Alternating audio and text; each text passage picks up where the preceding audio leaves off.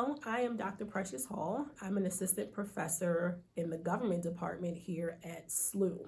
I wanted to talk with you today about a way that you might be able to incorporate a low stakes communication assignment within your course. And this assignment that I'm going to talk about not only combines the communication aspects, but it's also a way for you to put different people together in teams, in pairs, as small or as large as you would like.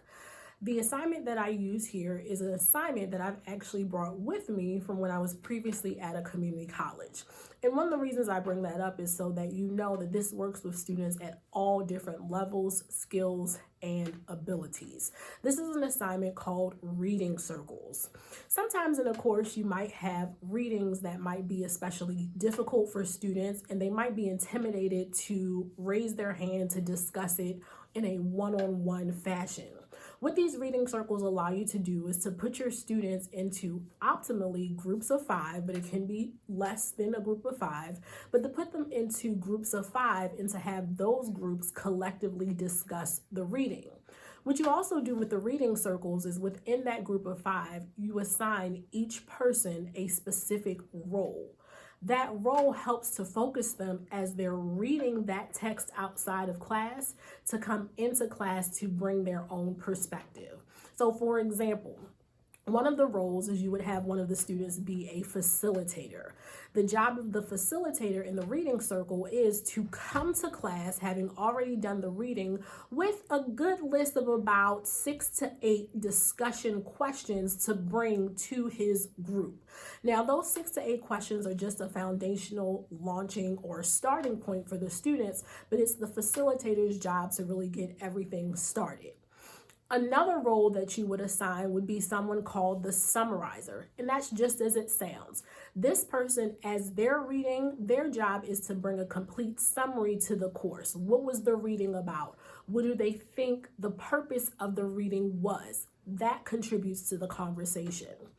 A third role that you would assign would be the etymologist. And the job of the etymologist is to study different words from that particular reading. So you're going to have the etymologist choose between 5 to 7 words from the reading that they think are important to understand.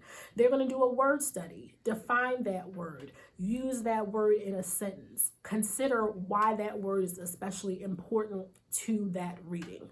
Then you have the synthesizer. The synthesizer, their job is to, as they're reading the text outside of class, to think about how to make real world connections to what they're actually reading. So I've done this in my intro courses a lot. And one of the things I like to do with reading circles is maybe use particularly difficult readings that students might find challenging on their own. For example, the Federalist Papers. The Federalist Papers are not something that's very reader-friendly, particularly in the 21st century, but with the addition of the reading circles, it allows students the opportunity to read it outside of class, focus from their particular aspect, and everybody brings something to the conversation within the course. This activity you could expect to take roughly about 30 minutes of your class time because it really allows the students to come, sit, digest, and think about what they've read and share it within their circle or their group. As far as the teamwork aspect, something that you can do is you can keep the teams the same but switch the roles for each of the readings. For me, I do 3 readings in my course, but you might want to do 5 readings or 4 readings and have everybody switch each time you do a reading.